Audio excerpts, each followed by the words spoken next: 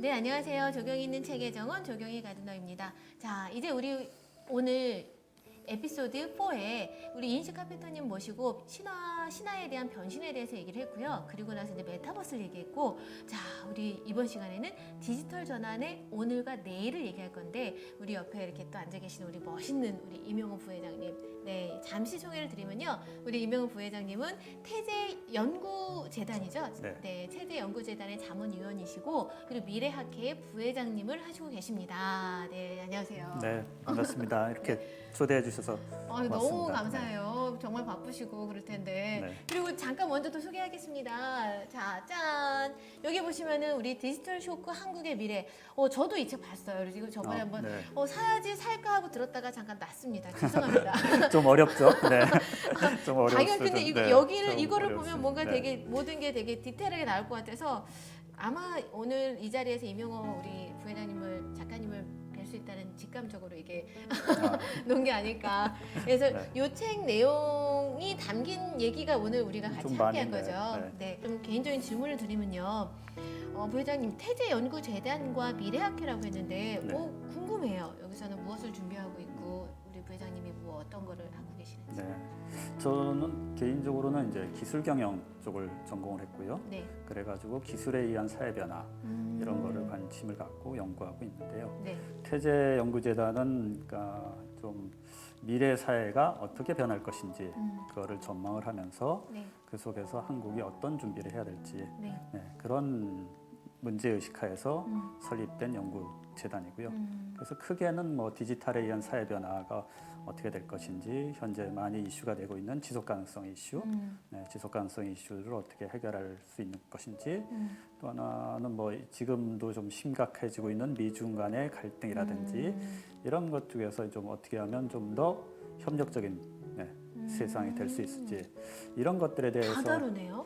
좀 큰 문제 의식을 가지고 네. 그런 세상이 되기 위해서 우리가 무엇을 준비하고 어떤 인재를 키우고 어떤 정책적 방향을 갖고 갈 것인지 이렇게 고민하고 뭐 그런 집단, 연구 집단이고. 근데 연구로만 끝나는 게 아니라 또 그 구현되는 어떤 실체도 있을 것 같은데요. 네. 그게 좀 예를 들면은 뭐 뭐가 있을까요? 최근에 이제 태제 디지털 대학이라고. 네. 그게 이제 뭐 아시는 분은 아시겠지만 이제 미네르바 스쿨이라고 네. 최근에 미네르바 스쿨에서 이제 미네르바 대학이라고 이름을 변경을 했는데 네. 엄청 세요. 네, 못 들어가. 네, 그렇죠. 뭐 아주 아이비리그 수준의 네. 대학이고 신생 대학이면서 네. 근데 거기서 하고 있는 거기 학습 방식은 독특한데 그렇죠. 온라인으로만 수업을 하고 학생들은 기숙사 생활을 하고 나라마다 또 5개 나라의 도시를 돌아다니면서 그게 이제 지향하는 것이 디지털 세상 네. 속에서 이제 학습은 온라인으로 할 수 있다.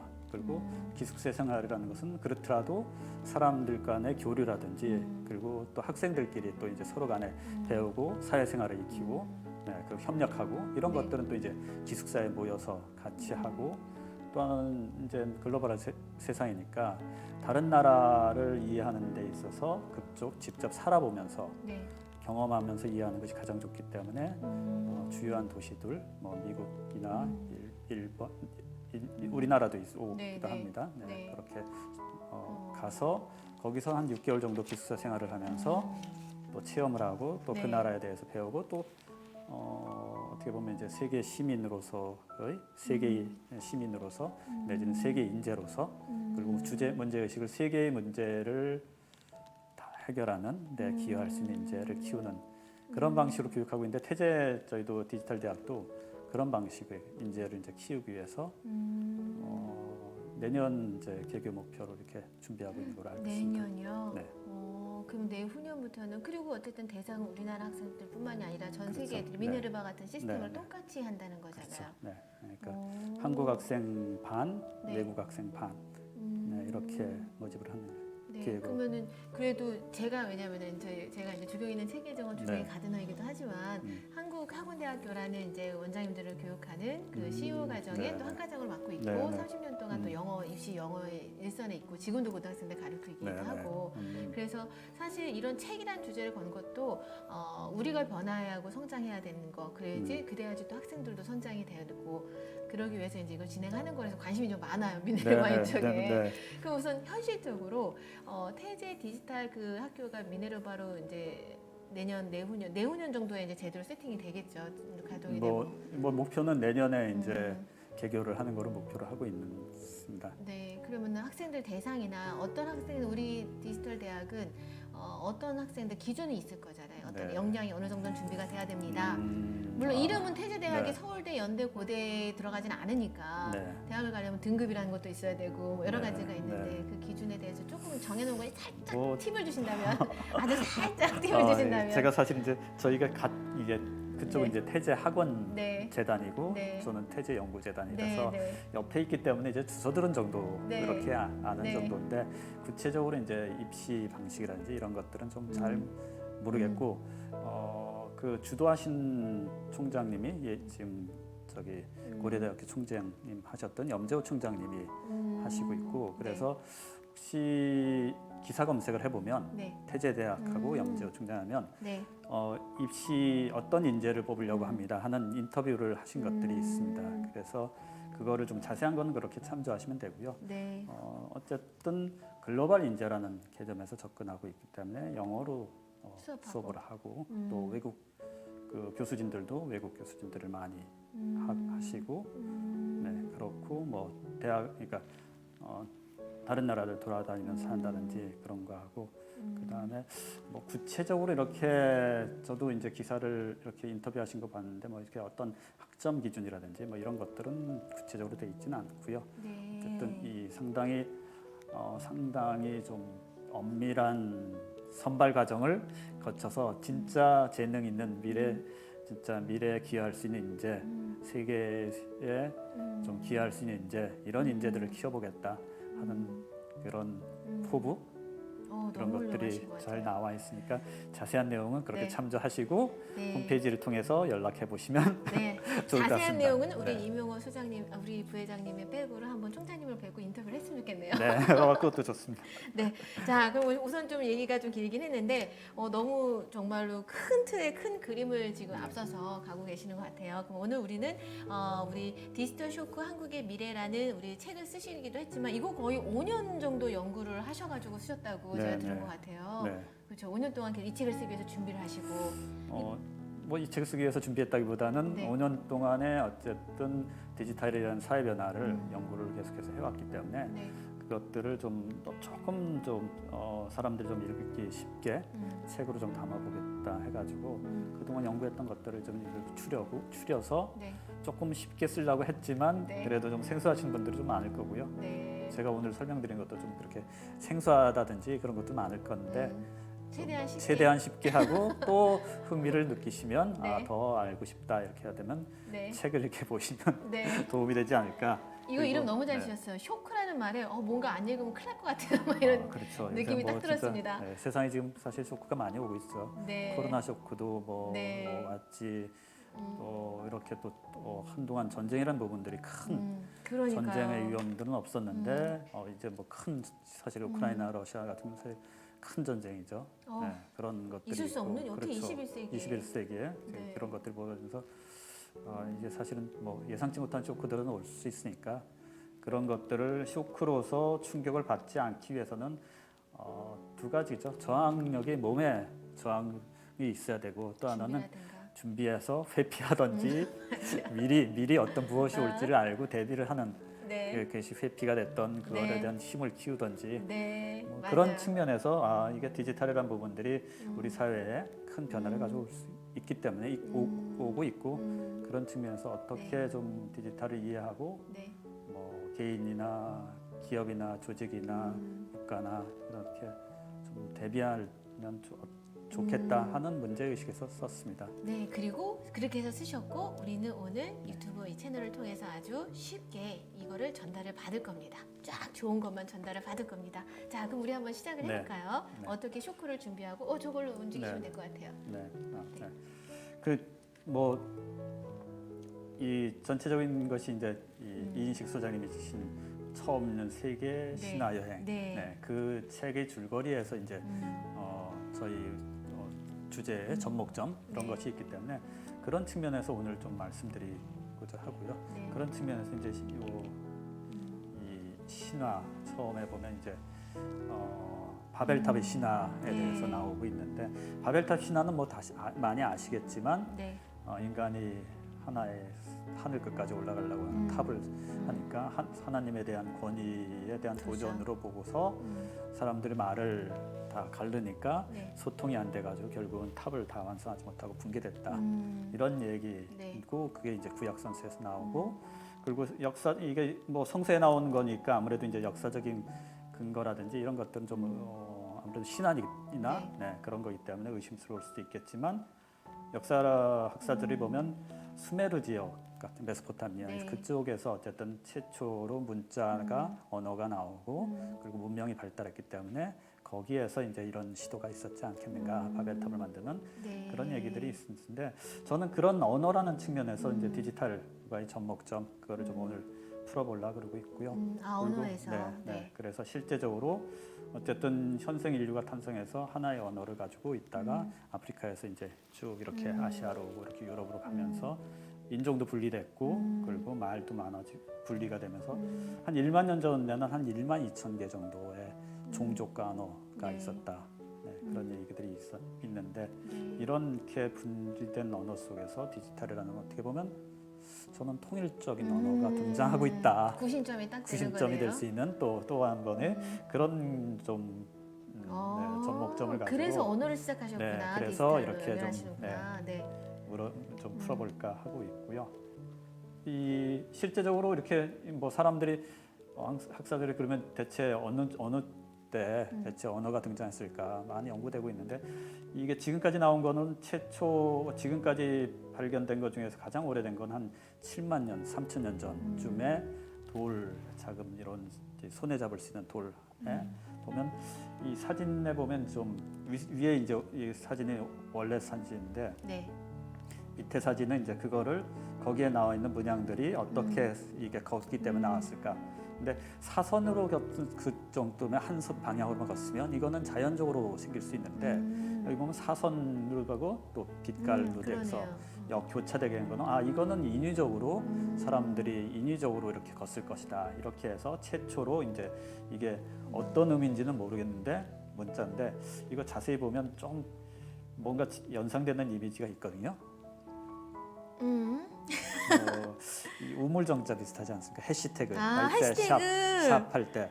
그래요. 옆에. 네, 샵 이렇게 보면 이렇게 여기 샵, 해시태그. 그게 한 방향으로만 걷으면 이거는 그냥 뭐 우연일 수 있겠지만 이거는 또 다른 방향으로 간 거는 의도적인 거면 무엇인가 사람들이 자국을 남기고 표시를 하기 위한데 의미는 모르지만 어쨌든 그 최근에 해시태그가 어떻게 보면 상당히 오래전에 사람들이 갖고 있었던 언어적인 무엇이 상징이 드러난 것이 아닌가 저는 뭐 그렇게도 유치해서 이거 저기 우리 부회장님의 생각이셨던 거예요? 아니면 누가 이렇게 주장을 하신 건가요? 이거 읽어보면 좀 그 샵이라는 얘기는 나는데 저는 해시태그라는 것은 제가 어쨌든 또 연초가 그냥 연상. 깜짝 놀랐어요. 그러네요. 그렇죠. 그렇게 해서 이거 어떻게 보면 이제 사실 우리 큰 흐름 속에 뭔가 이제 흐르고 있는 것들은 있는 거죠. 그렇지. 계속해서 어느 시점에 또 하면 그것이 다시 발현이 되는 것들을 있지 않겠는가. 물론 이제 결과론적으로 이게 갖다 붙인 걸 수도 있지만 그래도 어쨌든 언어를 시작해서 비슷한 것들을 우리가 최근에도 사용하고 있으니까 고대 사람들도 무슨 의미에선가 썼지만 우리도 해시태그를 여러 가지를 그룹화시키면서 막 쓰잖아요. 이 중에 가장 중요한 게 해시태그잖아요. 그렇죠. 요새는 뭐 페이스북이라든지 해시태그를 다 하면 이것을 묶음이 되면서 그렇게 되는데 그런 의미에서 이제 옛날에는 그러니까 무엇인가 하나가 있었던 것이 지금은 최근에 이제 다양한 언어들이 막 나오고 있지만 또 디지털에서 어떻게 보면 좀 또 다시 한번 통일이가 되는 거 아닌가 이런 측면에서 좀 얘기를 하려고 그러고 있고요. 그런 측면에서 이제 중요한 게 인쇄술이 저는 가진 의미가 인류 역사에서 상당히 중요하다고 봅니다. 그 전에 이제 어쨌든 문자가 나오고 숫자가 나오고 그거를 필사를 통해 가지고 우리가 보면 이제 옛날에 성경을 보면 다 이제 필사본이기 때문에 판본이 다르고 또 고문서를 보면 똑같은 뭐 책이지만 베껴 쓰는 과정 속에서 조금 다르게 썼다든지 그러면 사람들이 이걸 가지고 이제 고문하기 같은 경우는 왜 이게 뭔 진짜 원하는 뭐냐 이걸 가지고 이제 논란이 이렇게 되는데 그것을 잠재운 게 사실 인쇄술이었습니다. 그 전에는 베껴 쓰는 과정 속에서 오류가 있을 수 있는 거죠. 네. 근데 인쇄술은 판본 같이 딱 해서 찍었기 때문에 네. 그렇기 때문에 이제 똑같은 것이 10장을 찍으면 10장이 다 내용이 다 똑같은 거죠. 네. 그렇게 하면서 인쇄술이 나오면서 사실은 그 전에는 지식이 조금 변형이 되는 거죠. 오류가 막. 근데 지식이 고정이 되는 거죠. 이거는 A 플러스 B는 C다. 뭐 이렇게. 예, 그렇게 되면서 사실 학문이 생기고 있는 것도 바로 이제 인쇄술이 통해서 대량 생산, 대중화되고 네, 그렇게 해서 인쇄술이 가지고 있는 의미가 크죠. 네. 그 전에 필사본의 책은 보통 한 권에 200~300페이지 이런 책 하나를 지금의 가치로 하면 자동차 한 대가 2~3천만 원 정도. 그러니까 옛날에 책을 한 권 가지고 있었다는 거는 그쵸. 필사본 시대에는 고려 시대나 이때는 뭐 엄청난 재산적 가치를 갖추고 있고 그만큼 지식이 사람들이 접근하기 어려운데 그쵸. 맞아, 접근하기 어려운데 이제 인쇄술이 나오면서 접근하기 쉽고 그리고 또 하나는 그 인쇄술이 가지고 있는 거는 고정된 상품이 나오는 거예요. 그 전에는 다 조각이라든지 독이라든지 이거 다 똑같은 독이더라도 밥그릇도 다 다르거든요. 네. 근데 인쇄술이 나오면서 딱 똑같은 형태 그리고 실제 지금 우리가 살고 있는 산업사회도 다 보면 똑같은 거죠. 물병 하나도 다 이건 다 기계로 다 찍어내듯이 인쇄술이 어떻게 보면 그런 산업사회가 갖고 있는 대량 생산의 첫 형식의 시도다. 이런 측면에서 인쇄술이 가지고 있는 의미가 아주 크죠. 네. 그리고 옛날 선사시대 때 불을 발견해가지고 갑자기 문명이 더 발달되는 것처럼 우리 문명에서는 인쇄술이 발달되면서 거의 불 같은 기능으로 그렇죠. 더 네. 커진 것 같아요. 네. 엄청 크죠. 네. 그러니까 이 지금 다음 슬라이드 보시면 이게 이제 인쇄술이 등장하고서 책이 어떻게 해서 책 출판되는 책들이 근데 인쇄술은 사실 1450년에 등장했지만 인쇄술이 활발하게 쓰인 거는 1600년도 네, 뭐 한 보급되는 과정들이 있지 않습니까? 네, 그렇죠. 네, 한 100년, 10년 정도까지 보급이 돼서 그때 주목할 부분이 영국에서 책이 대량으로 보급이 돼요. 많이. 그리고 그 다음에 영국에서 산업혁명이 일어나죠. 영국에서 근대 과학혁명이 일어났죠. 뉴턴이라든지 뭐 이런 여러 학자들이 등장하고 이것은 어떻게 보면 인쇄술 때문이죠. 네. 그리고 그 다음에 나온 것이 결국은 산업혁명이고 산업혁명을 영국이 주도했고 그런 것이 우연한 뭐 하나의 발명이 산업혁명을 일으켰다기보다는 그만큼 오랜 지적 축적 과정들이 준비되면서 그것이 기반을 해서 학문을 바탕으로 산업혁명이 일어났다고 이렇게 볼 수 있는 거죠. 그렇기 때문에 그리고 그 다음에는 또 이 보면 자세는 안 보이지만 네. 빨간색이 독일인데 네. 독일도 2차 산업혁명은 독일이 주도. 그렇죠. 네, 화학이라든지 네. 그때도 독일도 마찬가지로 책이 막 증가하다가 이렇게 되는 거기 때문에 그러니까 지식이라는 거는 우리가 어쨌든 학교를 다니고 많이 배우고 뭐 이런 것들이 개인의 성공도 있지만 네. 한 국가도 또 성공하는 데 있어서 지적인 역량들이 커지는 것은 상당히 중요하다고 맞아요. 봅니다. 내가 똑똑해지는 것도 중요하지만 네. 또 나의 똑똑함을 나눌 수 있는 거 그게 또 네. 확대되고 개인과 개인이 네. 연결될 수 있는 어떤 네. 그 기회 제공이 확 많이 되는 게 네. 그게 책이지 않을까 네. 독서지 그렇죠. 않을까. 네. 근데 그걸 시작한 게 인쇄술이니까. 인쇄술이죠. 네. 그러니까 사실 그 전에는 지금은 저하고 이렇게 둘이 대화하고 생각이 둘이 왔다 그쵸. 갔다 하면서 머무르지만 지금은 여기서 둘이 얘기했지만 나가잖아요. 유튜브에서 전 세계 사람들이 다 보는 거죠. 네. 다 볼 수 있는 거죠. 네, 이런 여기 상황은. 영어 자막 나가면 그렇죠. 이제 다 그리고 보니까. 그렇기 때문에 그런 식으로 책이 그 전에는 이 책이 생기면서 저 멀리 떨어져 있는 사람들이 무슨 생각을 하고 있는지 그걸 알고 책을 통해서 지식을 습득하고 내 지식을 보태주고 뭐 그렇게 되는 거죠. 네. 그러면서 이제 산업혁명. 네, 그렇게 해서 이제 사실은 이제 산업혁명도 그러한 인쇄술의 지식 기반, 지적인 역량들이 성숙하면서 학문이 발전하고 근대 뭐 물리학이라든지 그런 것들이 발전하면서 사실 산업혁명이 등장했다 이렇게 이해하는 것이 좋고요. 네.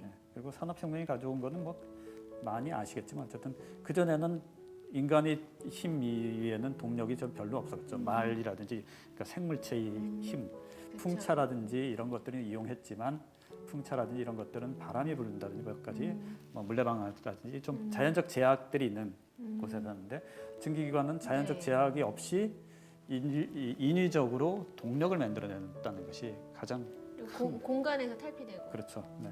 뭐 바람이 많이 부는데 물이 있는 데서부터 탈피해가지고 어디든지 엔진을 갖다 놓을 수 있고 그러면 어디든지 공장이 생길 수 있다 이런 측면에서 그리고 그런 측면에서 이 엔진이 갖고 있는 엔진은 네. 결국은 산업혁명의 시작점이고 그리고 산업혁명이 보통 범용 기술이라고 얘기하는데 범용. 네, 범용이라는 것이 이게 사실 모든 기술의 기본이 되는 기술이다. 그러면서 상당히 많이 쓰임. 왜냐하면 증기기관이 나온 후부터는 자동차지 우리가 근대 문명의 다 산물은 자동차, 세탁기 지금은 안 쓰고 있지만 전축이라든지 CD 플레이어까지는 우리가 다 회전력을 이용하는 거죠. 그렇죠. 네. 회전력. 근데 이제는 음악 같은 경우는 CD 플레이어는 이제 없어졌죠. 디지털로 해가지고. MP3. 그러면서 저는 그것이 바로 상징적으로 엔진에 기반했던 사회 속에서 이제는 엔진이 아닌 디지털에 의한 기반하는 사회로 바뀌었다는 상징적인 것이라고 그래서 봅니다. 산업혁명 얘기랑 이거를 앞단에서 네네. 풀어주시는 거구나. 네, 그런 측면에서 이제는 우리가 엔진 시대에서 살았던 시대와 다른 개념의 중요한 기술이 사회를 바꾸고 있다. 때문에 그런 분기점으로서 뭐 여전히 뭐 엔진은 사용되지만 그 엔진을 이외에 또 더 많이 사용되는 것. 이제는 반도체, 디지털 반도체는 자동차서부터 모든 것이 다 들어가죠. 그렇죠. 최근에 자동차 생산 품귀 되고 있고 몇 달씩 했는데 반도체 공급이 안 돼가지고 전기차 같은 경우 반도체 수급이 안 돼가지고 그만큼 이제 디지털이 상당히 중요한 사회적으로 중요한 기술이 됐다는 것을 네. 반증한다. 이게 이제 디지털의 오늘 그렇죠. 오늘 오늘을 얘기하기 위해서 얘기해서 위에서부터 내려온 거네요. 왜 이것을 구분을 해야지만이 맞아요. 진짜 그냥 기술이 그냥 새로운 기술이 그냥 등장한 거 너무 아니야? 재밌어요. 이거 그렇죠. 연결해 주시니까. 그런 것이 아니고 네. 근본적인 차이점이 알아야 된다는 거죠. 흐름이 축적과 변화 그러면서 그렇죠. 변화해서 단절이 여기까지 온 거다. 이런 또 단절이 또 일어나고 있는 시대다. 지금 그러니까요. 이거를 이렇게 얘기를 해주시니까 지금 오늘에서 내일 그럼 내일은 이라는 그렇죠. 지금 사회에서 그 다음은 그 이라는 다음은 그런 것들이 물음표가 물음표가 생기게 돼요. 생기게 되겠죠. 네. 네. 이제 근데 네. 그 속에서 이상한 생각들을 한 사람들이 있습니다. 이게 라이프니치 같은 경우는 벌써 300년 전에 이 언어가 여러 언어들이 많이 있으니까 다 소통이 안 되지 않습니까? 단어 아까 안녕하세요, 할로 뭐 이렇게 네. 다 다르니까 무엇인가 세계 공통의 기후가 될 수 있는 것들이 없을까 하다 보니까 숫자다. 그러면 숫자로 해서 모든 것을 표현할 수 없을까 하는 생각을 갖고 있었고 그것이 어떻게 보면 처음으로 컴퓨터에 대한 디지털을 0과 1로 돼 있는 그런 생각을 떠올랐던 것이죠. 그리고 물론 그 당시에는 이제 아이디어만이죠. 그리고 또 그거를 또 구체적으로 했던 것이 바네바 부시라는 사람이 그러면 우리가 입력하고 처리하고 출력하고 하면서 사람의 사고와 비슷하게 하는 기계를 구상했던 것이죠. 이 사람은 스케치만 했습니다. 실제 컴퓨터를 그리진 않았고 그렇지만 그런 우리가 어떤 누군가가 생각의 단초를 제공하고 그 다음에 그 단초를 기반으로 해서 좀 더 구체화하고 그 다음에 어느 순간에는 그거를 구현할 수 있는 기술이 딱 등장해서 발전하는 거죠. 이게 그 스케치네요. 그러면은 그렇죠. 머리에다 그렇죠. 이건 이거는 이제 100년 전의 스케치죠. 그러니까 이거는 파리에서 100년 후에 이제 세상은 어떤 세상이 될까 그런 것들에 대해서 이제 공모전 같은 걸 했었는데 네. 거기서 나왔던 이제 학교는 어떻게 변할까? 이게 지금 책을 여기다 책을 넣으면 넣어서 전기로 해서 무엇인가 뭐를 심어준다는 그렇죠. 건가요? 무엇인가 그 코드로 바꿔가지고 그 지식을 머리에 머릿속에 집어넣으면 아. 이거 지금 사실 이거 100년 전에 상상했지만 네. 지금 과학계 핫한 이슈가 이거거든요. 칩 같은 거 머리에다 넣는 걸로. 뉴런에 해서 네. 링크를 시켜가지고 지금 쥐 같은 정도에는 실제 실험을 해가지고 쥐에다가 쥐의 두뇌에다 이 칩, 이 인공적인 칩을 심어서 거기에다가 이 정보를 집어넣으니까 쥐가 실제적으로 길 찾기를 더 잘하더라. 이런 길만 찾게끔 진화시키면 좋겠는데 이것도 악용하면 쥐에다가 군사시설 어디 가서 파괴해 너는 어디 가야 그렇죠. 되고 이렇게 그렇게 돼버리면 보면 영화에 사실 나와서 쥐가 이렇게 조종을 해가지고 쥐가 어쨌든 뭐 사람처럼 가가지고 뭘 끊어놓고 뭐 그럴 수도 있는 거죠. 네. 그게 이제 사실 상상에서 나왔고 네. 그 상상이 조금씩 기술이 진보되면 네. 어느 순간은 이거 가능한 일이 됐네 이렇게 되는 거죠. 그러니까요. 네. 아, 어쩔 때는 예. 그런 생각도 들어요. 이제 박사님, 그 너무 진화를 계속 이렇게 하다 보면 정말 터미네이터처럼 이런 네. 상황이 생기는데 네. 아 이제는 좀 그만 개발됐으면 그랬으면 좋겠다. 네, 그렇죠. 그냥 풍요롭게 그냥 이 상태로 그렇죠. 사니까. 네, 네. 굳이 그렇게 커피숍에 가서 사람한테 이거 주문하면 되는데 갑자기 키오스크 등장해가지고 누르라 그러면 당황스럽죠. 근데 나중에 아날로그 쇼크 올 것 같아요. 네. 디지털 쇼크가 아니라 오히려 역으로 돈 있는 사람들만을 위한 마을. 거기는 예전에는 한 맞습니다. 100원이면 사용할 수 있는 거를 10,000원, 100만 원을 주고 사람의 휴먼 터치 받으면서 더 우리가 네, 지불해야 그렇죠. 되는. 네. 분명히 그거 그럴 수 있죠. 5년 안에 그런 마을 생길 아니 것 실제 같아요. 그렇죠. 어쨌든 지금도 기계로 하는 안마는 싸지만 사람으로 하는 안마 맞아. 어느 순간 기계로 갔는데 안마, 그렇지만 안마 안마로 그런다. 됐든지 뭐 네, 이 그러네요. 공장에서 만들어낸 지금도 그렇죠. 그거는 다 몇만 원 하지만 사람이 이게 수작업을 해서 했던 거는 몇백만 원, 몇 네. 천만 원 하듯이 사실은 벌써 흔해지면 독특한 거로 찾기 마련이죠. 맞아요. 희소같이. 희소같이고 또 어쨌든 더 정교하고 정밀한 거는 어쨌든 사람이 이게 다루면 더 정밀하고 정교해지니까 네, 그렇게 가는 것 같아요. 요 그림 너무 재밌어요. 네, 그렇게 해서 이제 이게 100년 전에 상상했지만 여기 네. 상상을 보면 뭐 하늘을 나르는 그 택시, 드론 같은 거 뭐 지금 사실 나오려고 하고 있죠.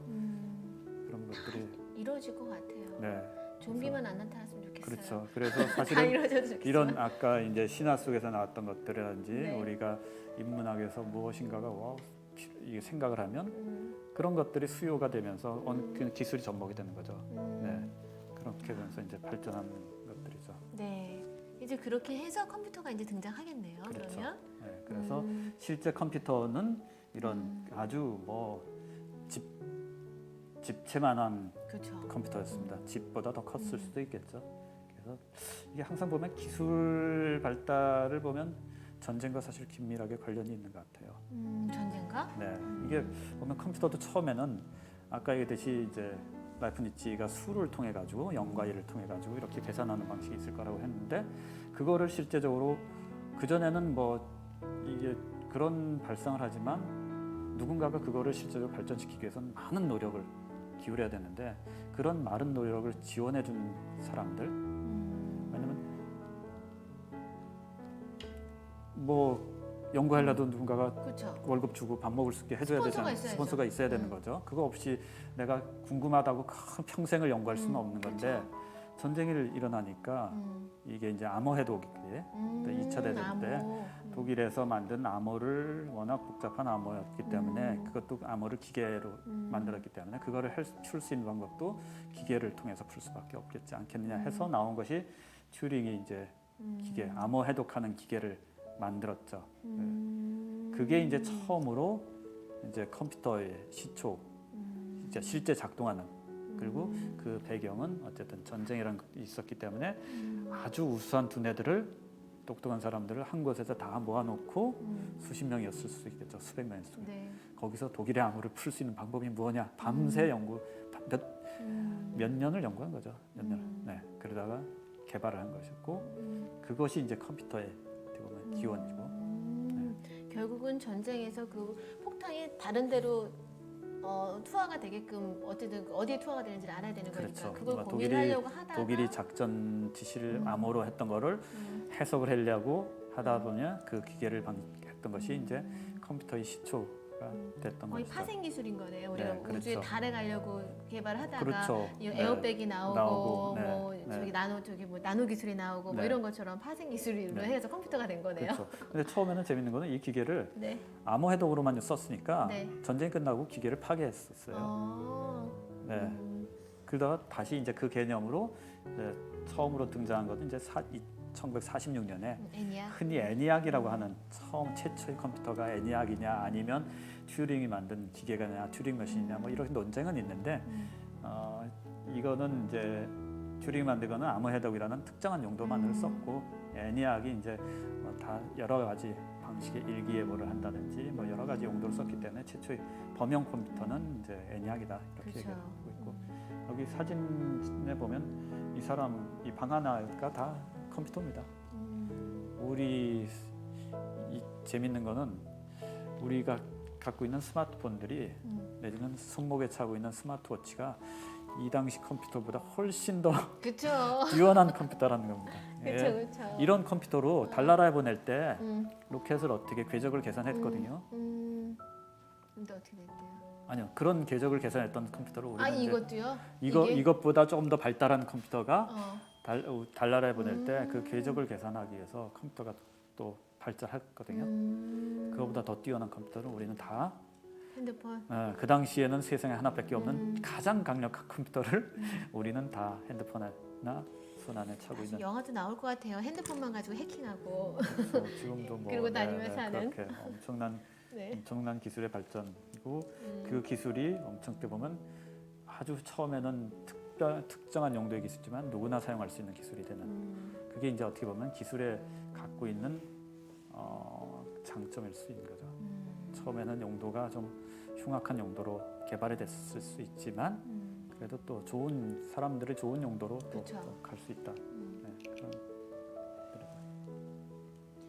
많이 발전했죠. 제가 그렇죠. 프롬포트 뭐, 세대니까. 네. 제일 처음에는 천리안 하이텔. 그렇죠. 그 네, 세대 프롬포트. 있었죠. 네.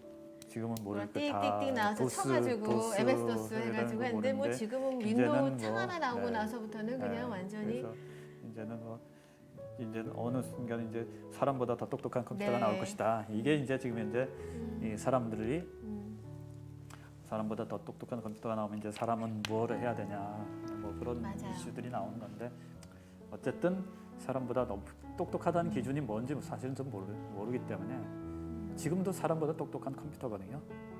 계산하는데 그쵸. 컴퓨터하고 사람하고 계산하는데 경쟁하지는 않지 않습니까? 또 바둑도 마찬가지로 벌써 이제 사람보다 똑똑한 바둑이 나왔지만 그렇지만 전반적으로 사람이 갖고 있는 여러 가지 또 능력들이 있는데 그 하나하나의 능력을 우리는 다 인간 다 갖고 있는데 그런 컴퓨터는 아직은 없는 거죠. 특정한 용도에서 뛰어나다. 근데 대처 능력은 없으니까 시켜야지만. 그래서 시켜야 되는 거기 때문에. 그러다 보면 너무 그게 발달되면 영화 속에서 또 나오는 또 오히려 뭐 그런 로봇에서 지배받는. 그런 것이 있을 수 네. 있지만 근데 어쨌든 이 급속하게 계속해서 발전하고 있다. 그래서 그런 디지털을 어쨌든 제가 아까 뭐 숫자 0과 1로 표현했지 디지털이라는 것이 0과 1로 표현하는 것이다. 그리고 디지털이라는 거 재밌는 거는 아날로그는 책 속에 이게 글이 정보가 있는데 디지털은 그 정보가 사실은 0과 1이라는 추상적인 것이기 때문에 뭔가 매체 안에만 들어가야지만 되는 거죠. 스마트폰에 들어가든지 그렇죠. 태블릿에 컴퓨터 안에 들어가든지 뭐 이래야지만 인터넷에 있든지 존재할 수 있는 거죠. 네. 이렇게 그러니까 어떻게 보면 로직이랄까 라고 볼 수 있는 거죠. 컴퓨터 디지털 그 자체만은 그렇게 돼 있는 거고. 근데 아까 제가 산업혁명을 얘기할 때 인쇄술이 산업혁명에서 지식을 전파시키고 지식을 만들고 이런 기술이었다 하고 그다음에 또 하나는 이 물리적인 힘은 동력은 이제 디지털 아니 저기 엔진이었다 이렇게 되는데 디지털은 지식을 다루는 기술이면서도 또 테크놀로지라는 우리 데이터를 정보를 저장하는 것도 디지털이고 프로그램이죠. 앱이라는 것도 디지털이죠. 그렇기 때문에 어떻게 보면 산업사회보다 더 강력한 기술이 사회를 바꿀 수 있는 기술이 등장했다. 그렇게 보시면 될 겁니다. 너무 많이 바뀌었어요. 2년 올해 물론 그러기도 하지만 작년부터 뭐 저같이 느린 사람이 피부로 근데 바뀔 그렇죠. 정도면. 네, 네. 제가 뒤에서 좀 설명하겠지만 네. 엄청나죠. 네. 그래서 이거는 조금 이제 좀 생소한 개념인데 네. 제가 주로 저는 이렇게 주장하는데 네. 우리 엔진의 시대에는 네. 시간은 24시간, 하루 24시간밖에 없었죠. 네. 네, 물리적으로. 물리적으로. 네. 그리고 보통은 8시간 노동할 때 기계의 성능이 좋으면 8시간 동안에 몇 개를 뭐 뽑아내느냐, 그렇죠. 뭐 생산하느냐 그런 기준에서 생산성이 중요했었죠. 담배 이 자동화 기계는 뭐 1분 안에 몇 개를 뽑아내느냐 시간에.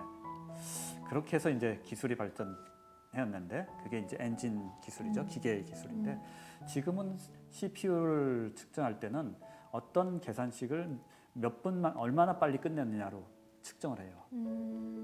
네. 어떤 주어진 거를 네. 1시간에 계산하던 거를 CPU가 더 좋으면 30분, 그렇죠. 1분 이렇게. 그래서 저는 거기서 이가 엔진이 공간의 기술이었다면 이제 디지털은 시간의 기술이고 주어진 시간 안에 더 많은 것을 처리하는 거죠. 근데 우리가 그 주어진 시간 안에 자기한테 맡겨진 일을 처리하는 거죠. 그러면 네. 사실은 우리한테 주어진 시간들이 많이 늘어날 수 있는 거죠. 그렇죠. 그래서 돈 버는 것도 맞아요. 네, 그래서 그 전에 이제는 공장에서 10시간, 8시간이라고 12시간이라면 생산 물량이 늘어나지만 컴퓨터 시대는 이제 그게 아니죠. 2-3시간 일하는 사람이 훨씬 더 뛰어날 수도 있고 10시간 일해도 아닐 수 있는 거죠. 그리고 이제는- 머니카피라고 네. 내가 굳이 이제 요즘에 키워드가 그거잖아요. 내가 1시간 일해서 버는 건 그런 돈을 벌면 내 몸으로 버는 돈을 그렇죠. 벌면 안 된다. 네, 돈이 돈을 벌게끔 할 수 있는 네, 네. 머니카피가 될 수 그렇죠. 있는 그것도 네. 결국은 다 데이터로 인해서 데이터로 일하는 거지. 이렇게 아니면 자동적으로 앱이라든지 자동화시키는 뭔가 거잖아요. 자동화시키든지. 네. 그래서 이제는 무엇인가 시간 확보가 크게 그렇죠. 되죠. 네, 많은 노력을 기울인 것보다는 효율적 일을 해서 자기 일을 빨리 끝내고 나머지 시간으로 자기가 행복하게. 또 행복하든지 또 자기가 바라든지 맞아요. 또 행복하기 위해서 또 효율적으로 일해야 되는 맞아. 거죠. 자기가 즐기기 위해서. 그래서 이런 우리가 세상이 됐다는 디지털을 거다. 그래서 네. 우리가 이런 거를 꼭 알아야 된다고 봅니다. 네, 그래서 우리가 인공지능이 되면 인공지능이 사람의 일을 대체하면 어떻게 해요? 우리가 할 일이 없어진 게 아니고 우리가 10시간씩 일했던 거를 인공지능을 그쵸. 쓰면서 5시간으로 줄이고 4시간을 줄이고 그러면 4시간, 5시간은 다른 또 일을 할 수 있는 그런 세상이 사실은 오고 있는 네. 거지. 저는 그게 더 사실은. 네. 그래서 자꾸 산업시대의 생각 10시간 일해 5시간 일하면 맞아. 안 되고 10시간 일해야지 우리 물건을 10개 만드는 시대가 아니고 물건이 아니고 새로운 개념을 만들어내고 또 어쨌든 뛰어난 연구 성과를 기반되기 위해서는 네.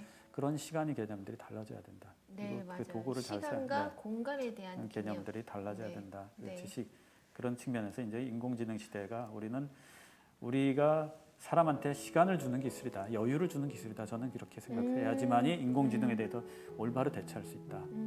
그렇게 봅니다. 우리가 더 풍요로워질 풍요로워질 수 있는 기술인데, 건강해지는 네, 거. 우리는 자꾸 산업 시대의 생각에서 내가 쫓겨날 것 같다는 생각하지만 그게 아니라는 거죠. 네. 그 전에는 근력을 보강해줬던 것이 엔진이었다면 지금은 두뇌력, 지적을 보강해주는 것이 인공지능이다. 네. 그렇게 되는 거죠. 맞아요. AI 인공지능에 대한 이 받아들임의 자세가 어떠냐에 따라서 우리가 따라서 누릴 수 있는 건 훨씬 많을 것 같아요. 그렇죠. 네. 네. 그래서 이제 그렇게 해서 이제는 정보가 폭발하는 시대가 됐죠. 엄청나죠. 너무 많죠. 너무 그래도 많죠. 요즘에 나오는 키워드가 큐레이션이잖아요. 큐레이션이죠. 너무 많은. 얼마큼 덜어내는지. 네.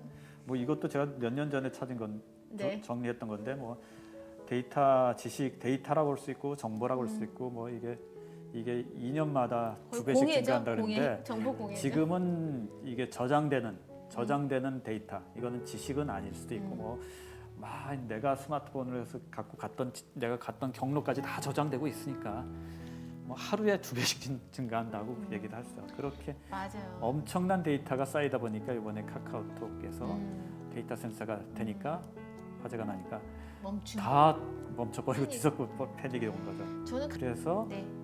이거는 이제 그냥 빨리빨리 간단. 네. 이제 컴퓨터가 아까 얘기했듯이 엄청 작아졌죠. 아까 그 집채만한 것이 스마트워치. 스마트워치보다 뛰어난 시계를 우리가 갖고 있고 그리고 컴퓨터가 이제는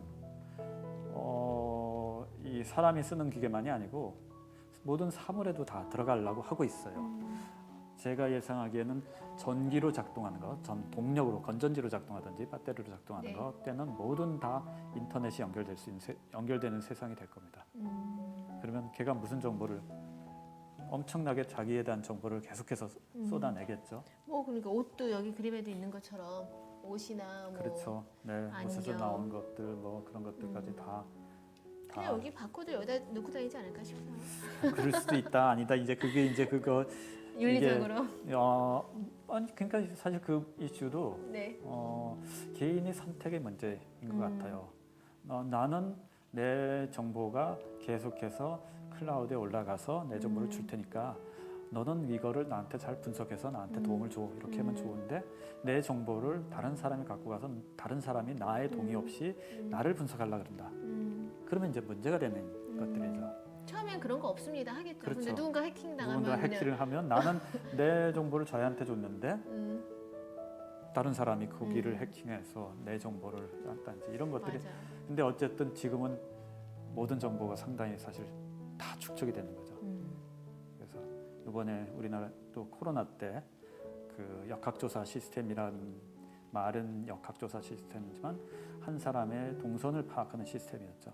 신용카드서부터 교통카드, 그러니까요. 스마트폰 위치 그래서 다 모아보면 아침에서 일어나서부터 어디 갔다 어디 됐고 이게 다 드러날 수 있는 세상이 된 거죠. 저는 항상 그때 얘기했던 게 바이러스 코로나가 인간에 대한 바이러스가 아니라 소셜 바이러스였다고. 이거는 이거 걸리면은 내가 아픈 게 중요한 게 아니라 사회적으로 쫙 퍼지면서 그러다 보니까 주변을 그냥 내 주변이 다 초토화가 다 되니까. 겹치니까. 그래서 코로나는 이제 소셜 바이러스다. 그러다 보니까 이제 합의가 필요하구나. 네. 우리가 필요한 용도를 따라서 이거를 이용을 해야지 잘못 이용하면 네. 프라이버시가 침해된다 이런 것들이 드러난 거죠. 근데 네. 지금은 어쨌든 이게 그런 사람의 프라이버시가 되던 뭐 그런 정보들이 모일 수밖에 없는 세상은 된 거죠. 네. 그거를 이제 어떻게 관리할 것이냐가 이제 사실 사회적으로 좀 합의돼야 될 이슈. 네. 네. 뭐 기록되죠. 기계만 기록된 거 아니고 내가 갖고 있는 스마트폰서부터 지금 저 캠코더도 IoT 최근에 들어간 건 IoT 기능이 있어서 캠코더에 찍어서 바로 스마트폰 전송할 수 있지 않습니까? 네. 그렇게 된다든지 그렇게 되면 다 인터넷에 연결된 것들이죠. 네. 그러니 이렇게 연결된다는 건 또 얘기하면 하나가 만약에 하나 고리가 딱 깨져버리면 연결고리가 끊어지면 다 문제가 네, 분계가 되는 빨라진다는 거죠. 거죠. 네. 연결이 많다는 건. 그리고 그 많은 데이터들이 또 하나는 데이터가 너무 많으니까 그 데이터를 처리하기 위해서 나온 것이 어떻게 보면 인공지능일 수 있는 거죠. 그리고 인공지능은 또 발달하는 것이 데이터가 많으면 그거를 기능해서 자기가 또 더 정교화, 더 많은 학습을 하면서 정교화지는 건 되는 거니까 이렇게 어떻게 보면 엄청나게 많은 데이터가 형성되는 거하고 인공지능은 긴밀하게 연관되어 있는 거죠. 결국은 또 AI라는 인공지능은 우리 개개인의 데이터를 원료 삼아서 그렇죠. 원료 삼아서 자기가 진화하고 커가는 그렇죠. 거죠. 네. 그래서 내가 나를 아는 나보다 그러니까요. 인공지능이 너에서 아는 네. 나가 더 많고 그럴 수 있는 거죠. 그게 이제 가능해지는 것이 네, 맞아요. 결국은 지배당한다는 게 뭐 인공지능이 우리를 공격한다는 게 아니라 우리가 거기에 너무 습관화들고 익숙해지면서 그렇죠. 우리가 해야 될 사실. 거를 우리가 버린다. 네. 전화번호도 예전엔 친구들 한 100개 전화번호 다 외우고 있고 길도 내비게이션 나오기 그렇죠. 전에 내가 네. 다 알고 있었는데 네. 편리함에 내가 익숙하니까 아예 나의 오감을 사용 안 안 하잖아요. 하는 거죠. 네. 그러면서 퇴화가 되는 거죠. 퇴화라고 하면 저는 조금 특정 기능은 퇴화되는 건 맞죠. 네. 왜냐면 뭐 안 지금 사용하니까. 안 사용하니까. 근데 안 사용하는 이유가 더 굳이 사용할 필요가 없이 내가 보조를 받을 수 있는 도구가 있으니까. 시간 확보든 더 그렇죠. 다른 거에 대한 네. 그 처음에는 계산기를 이렇게 손으로 계산하다가 주판이 나오면 주판에다 계산기도 들이다가 지금 컴퓨터로 하니까 도구는 계속해서 바뀌면서 계산의 방식들은 쉬워지고 굳이 암산하려고 하지 않아도 되고 편해졌지만 그러면 그 편해진 것을 어디다 쓸 것이냐 무엇도 내가 기존에는 우리는 주판을 배우는데 옛날 사람들은 썼지만 지금은 그거 안 하면 그러면 다시 다른 거를 그 시간 동안은 나는 어떤 것을 개발할 것이냐. 맞아요. 그것이 중요한 어떻게 시각을 바라보냐가 또 다르긴 다른 하네요. 거죠. 네. 네. 맞아요. 주판 옛날 사람이 아니라 저 1단이었어요. 그러니까요. 그게 선수반이었어요. 그때 막 네. 만 단위로 암산하고 막 그러니까요. 선수반들은 네. 그거 해야 됐거든요. 네. 속도도 빠르게 선생님이 네. 막 얘기하면서. 네. 그래서 사실은 이제 그게 사실 이제 두뇌를 네. 좀 개발시키는 것이 있는데 이제 그렇죠. 이게 어떻게 보면 유태인들이 계속해서 그 코란을 외우도록 하고 뭐 이런 것들이 어떻게 보면 유태인들의 암기력이라든지 두뇌력이라든지 이런 것을 개발에 도움이 됐다는 일설도 있어요. 네. 그렇기 때문에 그 너무 기계에 의존하는 것보다는 사고력을 키우는 방식 그거는 일정 정도는 해야 되는 거 아니냐 이런 주장도 있고 그쪽 분야는 또 그쪽 분야대로 발달이 될 것 발달되는 같아요. 거죠. 네, 네. 우리가 이제 어쨌든 정보를 계속해서 많이 정보가 이제 넘쳐나니까 빠르게 정보를 습득하는 것들은 지금 어떻게 보면 발달하고 있는 거죠. 네. 네. 속독을 하듯이 많은 정보 속에서 네. 중요한 것만 빨리 캐치하든지 네. 그런 것들은 또 발전하고 있다고 봅니다. 네. 전화번호에 오는 건 떨어지지만 맞아. 뭐 그 정도는 안 해요. 그러니까 그렇죠. 네. 그래서 나온 것이 이제 네. 인공지능이 결국은 컴퓨터가 좋아지고 빨라지고 그다음에 방대한 데이터가 나오고 그거를 기반으로 해서 인공지능이 등장해서 대체 어떤 우리한테 가치를 주고 있는 것인가 이거를 이해하는 것이 이제 중요한 거죠. 맞아요. 이 부분이 새로운 가치, 새로운 가치, 세상 네, 이거에 그런 대해서 우리가 것들이 이제 희망적으로 그렇죠. 그래서 인공지능이 뭐 두렵다. 인공지능은 뭐 결국 사람이 시킨 것만 하는 거기 때문에 뭐 두렵할 필요 없어 이런 것이 아니고 인공지능을 갖고 있는 특징을 이해하고 그러면 그 특징을 내가 잘 활용하면 되는 거죠. 내가 활용을 당하는 사람이 되면 어떻게 보면 두렵지만 내가 활용하는 사람이 돼야죠. 네. 그러기 위해서는 본인들의 노력을 하면 되는 그렇죠. 거예요. 공부를 네, 하던 끊임없이 노출을 하던 네. 배우던 네. 그러지 않으면 그렇죠. 활용 당해야죠. 네, 활용을 당해야 되는데 활용을 당한다는 것은 쇼크죠. 그렇기 때문에 그렇기 때문에 쇼크를 네, 준비하고 해야 막아야 된다. 네, 내가 다른 사람이 나한테 쇼크를 네. 줘서 당하기 네. 전에 무엇인가 세상이 바뀌는구나. 네. 오늘 제가 이번 주에 읽을 거예요. 그렇죠. 네, 그래서 갑자기 졸업했는데 네. 앞으로 무슨 일은 필요가 없어질 거래. 이러면 쇼크죠. 미리 알고 좀 있으면 그렇죠. 내성이 그렇죠. 생기니까. 내성이 생기니까 나는 충분히 예견했던 일이야. 네, 그리고 또 연관적인 일을 또 찾으면 되니까. 네, 맞아요. 네, 그래서 뭐 이런 것들이죠. 가치 창출 이제 나오네요. 새로운 그러면. 가치들이 창출되는 것이 이전에는 멀리 기계가 작동하는 것을 알 수 있는 방법들은 없었죠. 그 작동을 하는 사람만 알고 있었고 그리고 하는 사람이 대충 오늘 내가 어떤 작업 많이 했으니까 뭐 어떤 부품이 좀 많이 마모될 수 있겠구나 이런 정도 했는데 지금은 다 거기에다 센서들이 있어가지고 그렇죠. 그 센서에서 다 데이터가 중앙에 오면 거기서 분석을 해요. 그래서 이 기계는 앞으로 어떤 부품이 고장 날 수 있겠구나. 그러면 미리 어떤 부품을 주문하겠느냐 하면 교체해 놓으면 고장 나기 전에 사실 부품 교체하면 잘 쓸 수 있죠. 기계를 땅 파고 있는데 맞아, 기계가 맞아. 멈춰버리고서 맞아. 부품 주문해가지고 뭐 이렇게 하면 네. 골치 아프죠. 이제는 냉장고도 그렇죠. 너 산 거 이틀 남았어 유통기한 그러면은 그렇죠.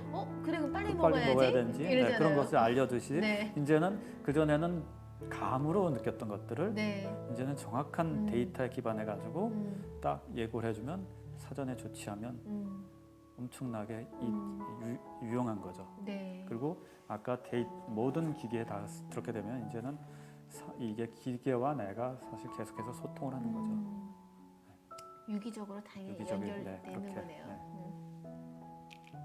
또 하나는 이제 네. 뭐 아마존 같은 경우는 이제 고객이 주문하기 전에 미리 우리는 당신 물건을 뭘 주문할지를 알고서 배달 준비를 하겠습니다 하는 캐치프레이즈로 한 건데 이것도 그 보면 대충 어느 지역에서 무슨 물건들이 주문한다 보면 패턴들이 있으니까 패턴을 보고서 이 시점에는 이 물건이 주문될 가능성이 높으니까 그 물류창고 근처에다 미리 갖다 두는 거죠. 네. 그것도 빅데이터로 빅데이터로 나오니까. 다 그렇게 해서 선제적인 대응들을 하는 거죠.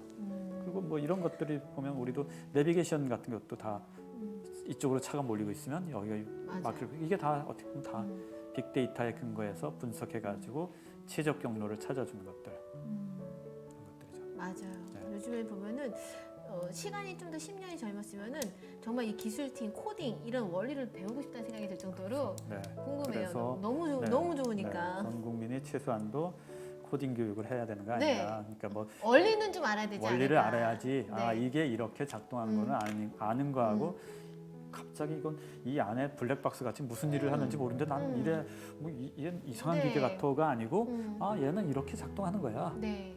그래서 맞아요. 뭐 내가 데이터 줬으니까 얘가 이렇게 처리해서 나한테 맞아. 이렇게 주는 거야. 이렇게 이해하면 편하죠.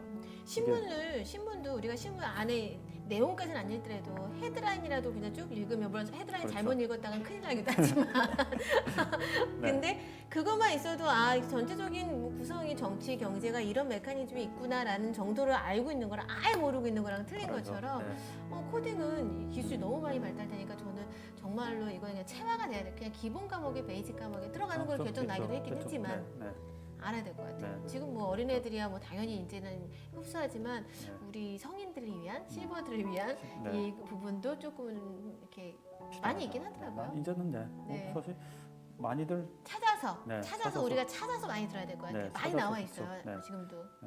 그 뭐 누군가 그런 얘기 하더라고요. 스마트폰 처음 나올 때, 핸드폰 처음 나올 때 막 이게 회사에서 보급해 주잖아요. 그러면 신입 사원, 그러니까 젊은 사원들은 바로 뭐 몇 시간 만에 다 하는데 이거 좀 간부들은 이게 무슨 기능인지 또 뭐 어떤 기능이 바뀌었는지 막 헤매고 있으면 간부가 이제 불러서 젊은 부하 직원한테 가르쳐 달라 그러면 역전된 거죠.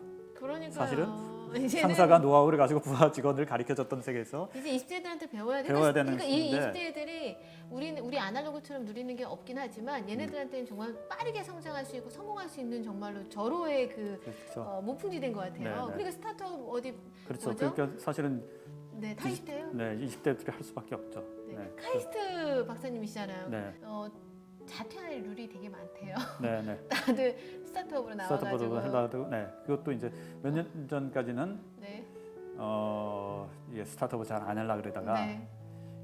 이게 이제 갑자기 또 이제 스타트업으로 하는 거죠.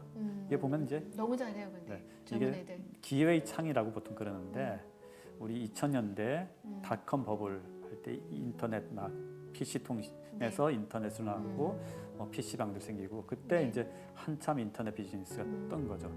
그때 신기술이 나오기 때문에 그때 진입을 하면 아마존이 진입했고 그 다음에 진입하면 벌써 성장했기 때문에 따라가기 어렵잖아요. 그때는 시작 단계니까 작은 규모에서도 시작할 수 있었는 거죠. 그러다가 스마트폰 생각하면서 2010년이죠. 그때 나온 것이 다 카카오니 그런 것들이죠.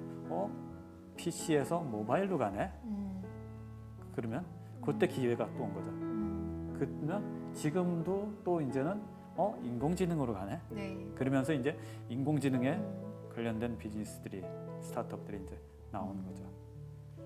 그러면 정말. 이 시대를 놓치면 그 다음에는 기회가 사실 줄어들죠. 빌 게이츠라는 것이 PC가 처음 나올 때, 그치. 빌 게이츠가 지금도 빌 게이츠고, 아마존이 인터넷 상거래가 나올 때 처음 때 지금도 아마존이고, 시작. 전기차가 나올 때 테슬라가 들어가서 지금도 테슬라고. 그때 초기에 들어가서 시장을 잡은 것은 그 트렌드는 계속해서 커지기 때문에 위치가 변동이 없는 거죠. 역사의 길이 남는 길이 거죠. 길죠. 그렇기 때문에 사실은 이런 흐름들을 이해하고서 네. 변화의 시점이구나 지금은. 네. 그리고 이 변화의 시점을 편승해서 이 기류에서 내가 또 할 수 있는 게 뭐가 무엇인가. 있을까라는 네, 네. 그 시야나 그 해안을 볼 수 있으려면 네. 이 책 읽으시면 됩니다. 아니 공부는 정말 끊임없이 해야 될 것 같아요. 네, 네. 그럼 계속 계속해서 보고. 인포메이션을 많이 네. 접하면서 이것이 무슨 의미일까 이런 것들을 생각합니다. 그리고 너무 정보가 많으니까 네. 좋은 정보를 또 우리가 얻을 수 있는 그 해안도 있어야 그렇죠. 되고. 네. 그렇게 그래서? 해서 결국은 네. 이런 세상이 있죠.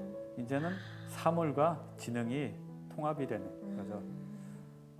그 전에는 이렇게 표현하셨구나. 네. 네. 가상 이게 이제 현실 세계 속에서 이 정보는 현실 세계의 정보고 스마트폰이나 인터넷은 가상 세계에서만 있었는데 화면 속에서만 있는 것도죠. 우리가 책을 읽는다든지 뉴스를 본다든지. 근데 이제는 앞으로는 증강현실, 현실에서 현실 진짜. 네, 여기 같은 경우도 지금 이제 에어컨이라든지 이런 것들이 있으면 사람이 들어오면 에어컨이 작동하고 사람이 나가면 에어컨이 꺼지고 사람이 들어오는데 이명호가 들어오네, 조경희 선생님이 들어오네, 딱 해서 이명호가 들어올 때는 이 사람은 온도를 몇 도를 좋아하네, 얘가 알고서 맞춰주고, 또 누가 들어오면 이 사람은 온도를 또 높여주고, 센 바람을 좋아하네, 뭐를 다 이걸 다 학습을 하면 얘가 내가 뭘 누르기 전에 알아서 해주는 거죠. 소통, 기계와 소통을 하는 거죠. 그래서 이 공간이 나한테 최적화된 지능적인 공간이 되는 거죠. 지능화된 공간. 개발자들은 그거를 개발을 하시면서 그 다음의 버전도 보이실 테니까 네. 세상이 그분들의 눈에는 되게 다르게 보일 것 같아요. 그렇겠죠. 개발자분들은. 네. 그래서 우리는 그분이 어떤 걸 개발하고 어떻게 흘러갈지를 예측하고 이야기로 이렇게 하지만 네. 그분들은 실제로 개발하시는 분들이잖아요. 그렇죠. 네. 근데 재밌는 거는 그런 변화를 일으키는 사람들은 네.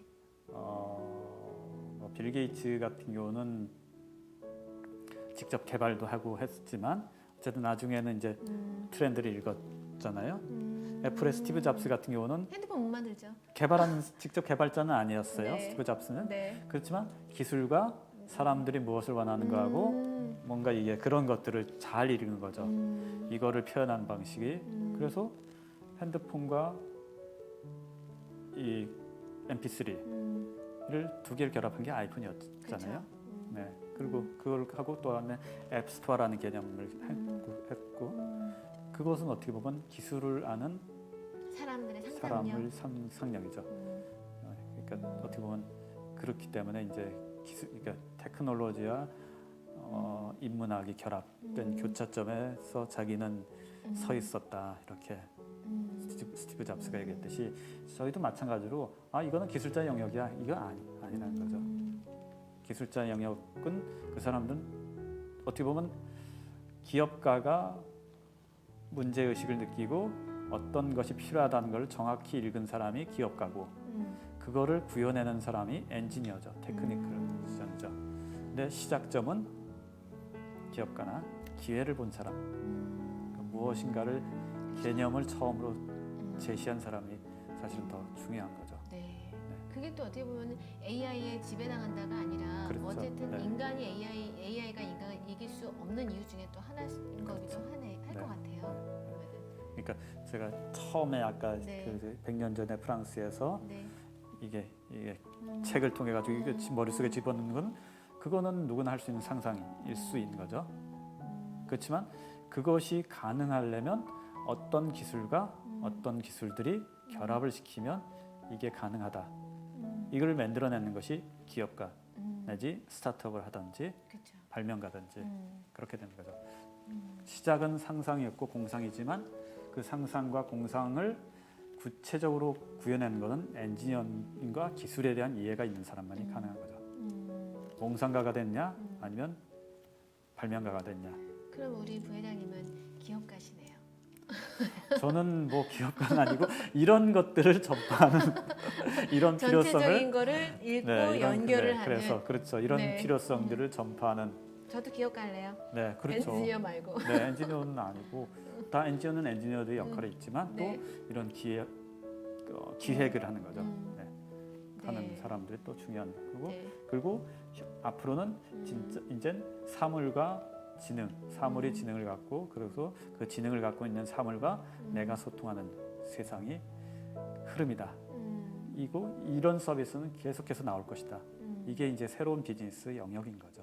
디지털이 그런 디지털이 이제 다 모든 프로세스와 데이터를 다 관리를 하니까 디지털 기업들이 뭐 문어발식으로 확장되는 것이 이번에 카카오도 문어발식으로 뭐 100몇십 개 기업이 나올 수 있었던 것도 결국은 우리 세상에서 다 데이터가 나오고 있고 그 데이터를 잘 프로세싱할 수 있는 컴퓨터 기술을 갖고 있으면 새로운 비즈니스가 그 영역에 들어갈 수 있는 거죠. 데이터 전쟁이에요. 데이터 전쟁. 네, 그렇게 해서 데이터와 그거를 다룰 수 있는 프로세스 그리고 그거를 해서 프로세싱해서 어떤 가치를 줄 것인지 이런 것들이 되면 그 밑바닥에는 데이터가 되니까 이제 디지털 기반의 기업이 아니면 경쟁력을 갖기 어려운 지금 데이터 그래서 데이터 경제 이런 말이 나오는 데이터 게 경제라고 네. 나오고 그런 세상이 된 거죠. 음.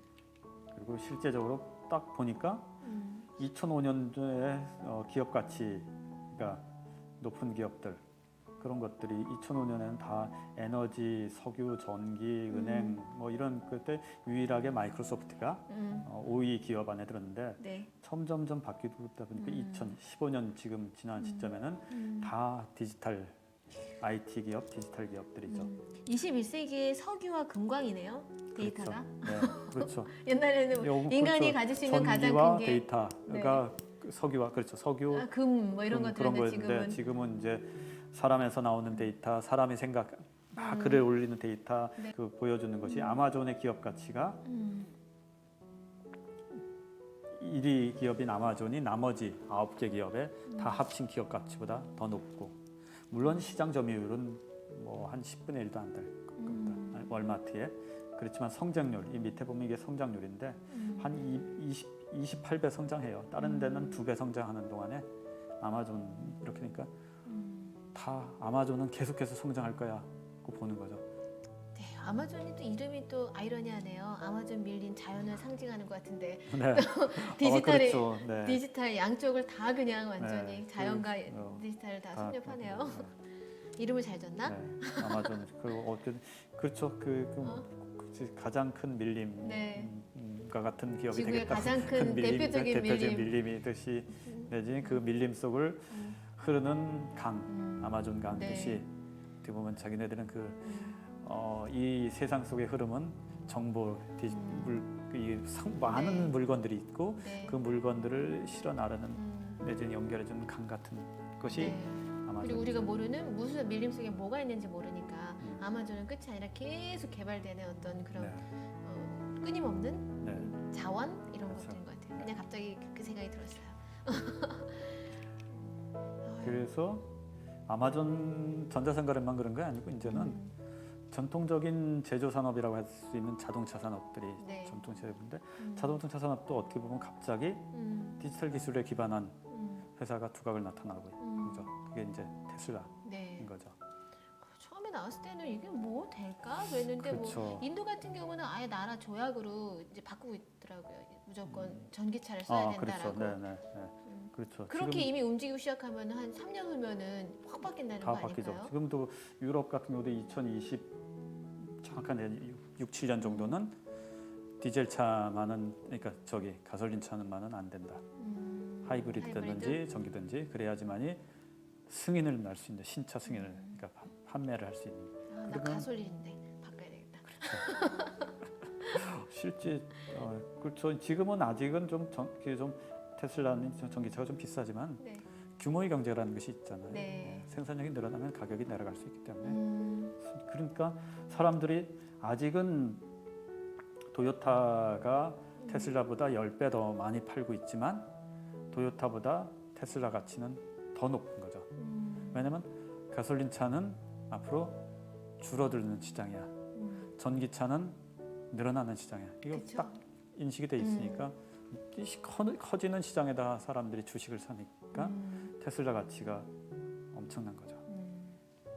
너무 많이 떴어. 지금은 좀 조정을 받고 있지만 네, 저는 떨어지기 전에 팔아가지고 아. 다행이었어요. 그러니까 제가 보니까 1년 사이 거의 10배가 뛰었다 그러더라고요. 네. 네, 좋으셨겠네요. 저도 이런 거를 보면서 주식을 해야 되는데 큰 동향을 보시니까 네. 큰 이 흐름을 세계의 흐름을 보시니까 너무 과하게는 하지 마시고 돈을 벌기 위해서 주식을 하지 마시고 오히려 확인차 주식을 통해서 확인차 진짜 이렇게 내가 흐름이 전망이, 맞구나 네. 라는 확인차 오히려 두 가지의 이런 책까지 계속 쓰실 거니까 그 두 가지를 더 그냥 경험과 더 큰 어떤 정보를 우리 독자분들한테 주셔야 되는 거잖아요. 네. 그러니까 뭐 그냥 아주 옛날에 주식 한번 하고서 망한 후부터는 욕심 부리면 안 안 됩니다. 되는구나. 네. 네. 네, 이제 독일. 네. 그래서 네. 결국은 최근에 뭐 4차 산업혁명이다, 인더스트리 4.0이다 이런 것들이 나온 것이 바로 네. 그다음이죠, 네. 독일이. 네. 네, 이런 것들이 바로 이제 인공지능과 디지털 그리고 그것이 제조 산업에서 접목이 될 때 어떻게 된다 이런 것이죠. 그래서 그 1차 산업은 뭐 수력 기관, 증기 기관들, 그리고 2차 산업은 전기가 등장하면서 그 3차 산업은 이제 자동화된 기계들 그런 것들이고 그다음에 4차 산업혁명이 이제 지금 이제 시작되는 거고 그 4차 산업혁명이 지금 어떻게 보면 그 본질은 디지털이다. 그래서 사실은 저는 4차 산업혁명이다 이렇게 얘기하는 것보다는 디지털 혁명이다 이렇게 하는 것이 정확하다. 왜냐하면 산업혁명을 동력에 기반했던 것을 산업혁명이라고 정의해주고 네. 그 다음에 디지털에 기반한 사회는 이제 산업혁명에서 디지털 기반 사회로 네. 나타가는 거지. 그걸 자꾸 산업이라는 혁명을 붙이면 우리의 기존의 사고 방식에서 산업사회, 하이라키한 계층 구조의 산업사회, 대량 생산의 산업사회, 공장제 산업사회 뭐 자꾸 이거 연상되는데 지금은 아니란. 더 이상 이제 산업적으로 나올 건 산업적으로 없다. 나오는 게 아니기 때문에 정확하게 그러면 디지털 혁명이고 디지털 사회다 이렇게 해주는 것이 낫다. 그렇게 해서 저는 그래서 디지털 쇼크라는 그런 책 제목을 줬던 것도 너무 자꾸 4차 산업혁명이라서 산업사회적인 사고방식에서 가치라고 그러는데 네. 산업사회가 아니고 진짜 이제 다른 사회다. 네. 그걸 인식해야 된다. 맞아요. 필요한 것 같아요. 네, 뭐 그렇게. 어디까지 5차, 6차, 7차 산업사 이렇게 그렇죠. 나갈 건 아니고. 그러니까 산업혁명은 아닌데 네. 그 기본 기타에서 자꾸 범용 기술이라든지 엔진의 기술이 디지털로 바뀌고 컴퓨터 바뀌고 완전히 다른 개념이다. 그렇게 얘기를 하는 거예요. 네. 그래서 지금은 이제 디지털 전환의 시대가 저기 이게 디지털 전환의 오늘이라는 큰 타이틀인데 전자상거래에서 이제 처음엔 전산화서부터 시작했죠. 뭐 문서를 컴퓨터로 옮기는 작업에서 이제 전자상거래 그리고 이제 인터넷 경제, 인터넷으로 이제 하고 스마트 모바일 경제, 디지털 경제. 그래서 이제 디지털 경제 활동만이 아니고 우리 네. 일상생활이 다 바뀌는 것이 디지털 전환이다. 그래서 지금 디지털 전환 시기까지 온 거죠. 그래서 피부로 느껴요. 네, 그래서 처음에 4차 산업혁명 이 얘기 처음 나올 때가 이제 2016년에 다보스 포럼에서 이때 나올 때 사실 신문 큰 타이틀에 많이 나왔죠. 이게 이제 사람들한테 이제 공포심을 줬던 건데 인공지능과 로봇에 의해서 5년 내에 일자리 500만 개가 사라진다. 그래서 큰일 났다. 뭐 이렇게 얘기했던 것들인데 이것이 어쨌든 이 효과는 발휘했던 것들, 사람들이 충격을 줬던 것들. 근데 사실 우리 더 큰 충격을 받았죠. 코로나. 맞죠. 근데 아까 전에 보면요. 혁명이라는 게 네. 예전에는 산업혁명이 한 세기 100년이잖아요. 네네. 근데 지금은 지금 보세요. 4차 산업 16년도이고 지금 10년도 안 됐잖아요. 안 됐는데 사실은 100년이 엄청나게 지금 10분의 1로 줄은 것 그런 같아요. 거죠. 혁명 하나가 바뀌는 네, 게. 네. 근데 앞으로는 1년씩 바뀔 것 같아요. 네, 거의. 이 사람도 이거를 하면서 지금 5년 내지만 어쨌든 수십 년대 진행될 거라 그랬는데 사실 이 코로나가 일자리 500만 개가 아니고 1년 사이에 이 5억 개 일자리가 갑자기 그냥 실업을 된 거죠. 일자리를 잃었던 것들이죠. 일시 뭐 다시 이제 코로나가 끝나면서 회복이 됐지만 그 사이에 엄청난 디지털 기술들이 들어온 거죠.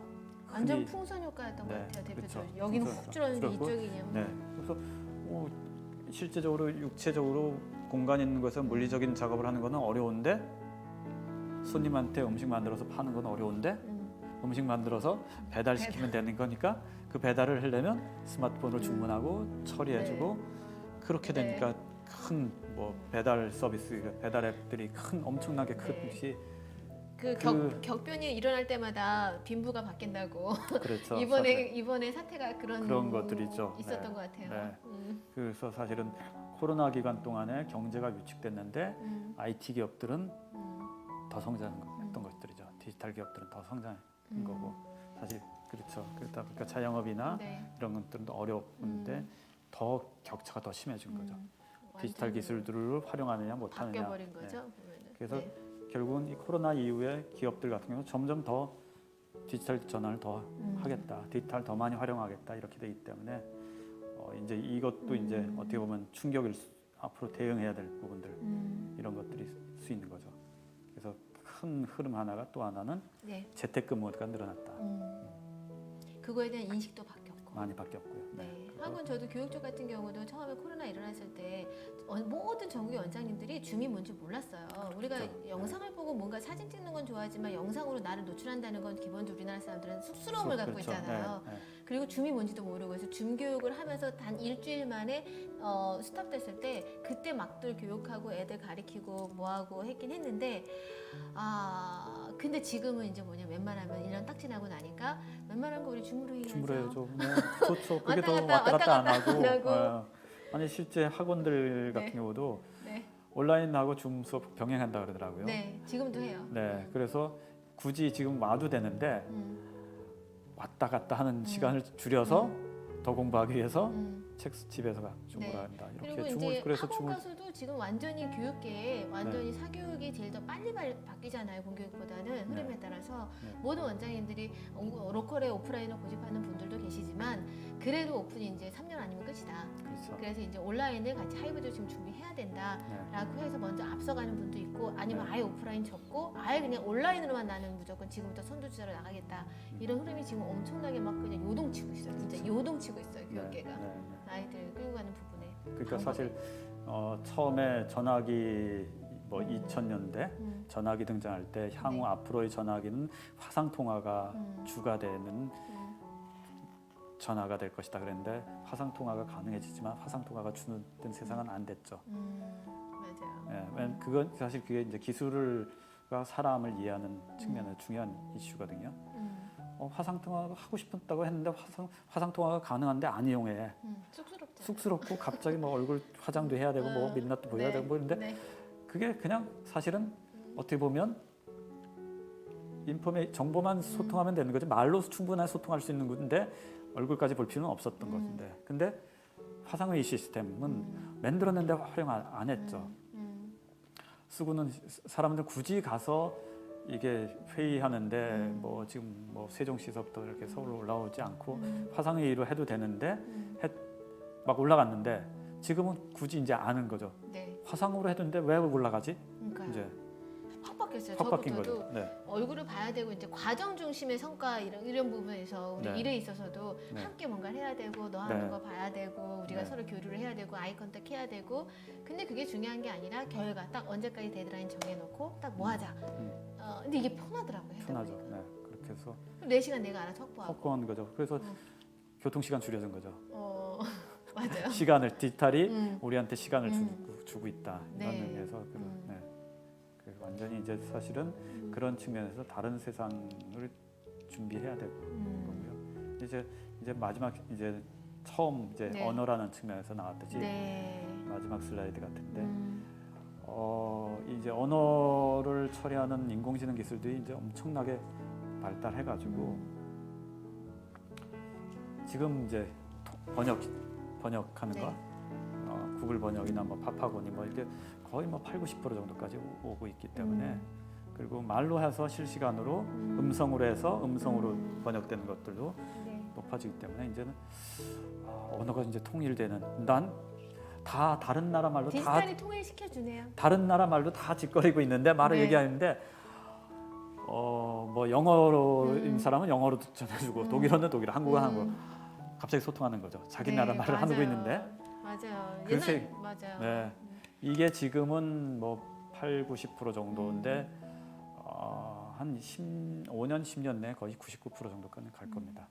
물론 미묘한 뉘앙스의 차이라든지 이런 거는 있겠지만 예술 작품, 그러니까 문학에서는 그렇죠. 일상의 소통은 되죠. 네, 사업이라든지 이런 거에서는 충분히 가능할 거기 때문에 그러면 이제 진짜 세상의 언어가 통일이 되는 세대가 되면 이제 또 어떤 것이 벌어질지 모르는 거죠. 부회장님 그거 못 보셨어요?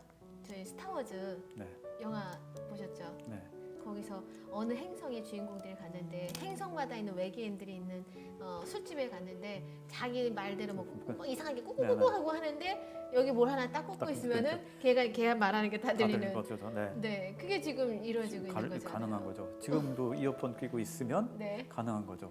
아, 얘가 착 실시간으로 번역을 해가지고. 네. 진짜 그래서 완전히 어떻게 놀라운 보면 정도로. 어떻게 보면 이제 진짜 세계가 하나구나. 세계인이 세계인이라는 개념들이 등장할 수 있는 세상이 되고 있는 거죠. 네. 연결 개인과 개인이 연결되는. 연결되고서, 네. 네. 그래서 또 어떤 새로운 뭐 이걸 통해 가지고 또 어떤 비즈니스가 또 어떤 새로운 서비스가 나올지도 또 모르는 거고. 네, 맞습니다. 와, 뭔가 아까 전에 그 100년 전에 그렸던 그 그림 있었잖아요. 네. 이렇게 책을 막 그래서, 하면은 네. 머리에다 써져 넣어주고 있고, 네. 제가 지금 우리가 지금 1시간 조금 10분 됐는데 지금 우리 부회장님이랑 얘기를 이렇게 두런두런 나누면서 네. 그냥 그 가지고 있는 이 책 한 권이 제 머릿속에 쑥 들어온 것 같아요. 아, 우리 독자분들. 다 들어가면 안 됩니다. 나머지 책도 또 많이 있습니다. 그래서 복습을 예로 해야 될 것 같아요. 꼭 천천히 여러 번 읽으시면서 일부러 우리 조경있는 세계정원은 강의식이 아니라 원래 강의식으로 하시는 분이 하시잖아요. 원래 네네. 이제.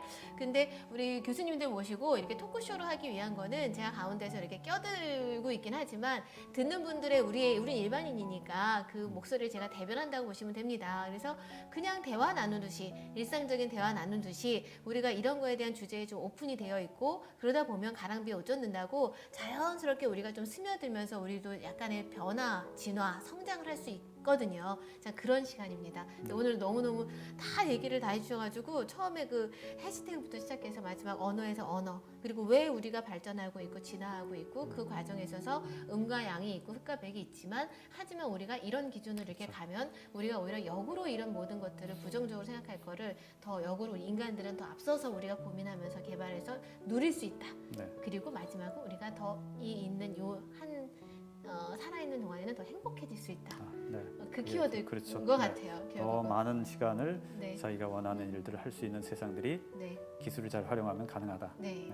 결국은 디지털은 우리를 공격하는 무기로 될 수 있지만 그것만 바라볼 게 아니라 우리가 잘 현명하게 지혜롭게 활용하면 행복할 수 있는 네. 어떤 큰 무기가 더 행복의 무기가 될 수 있다라는 결론을 제가 좀 얻었습니다. 네. 네. 감사합니다. 네, 고맙습니다.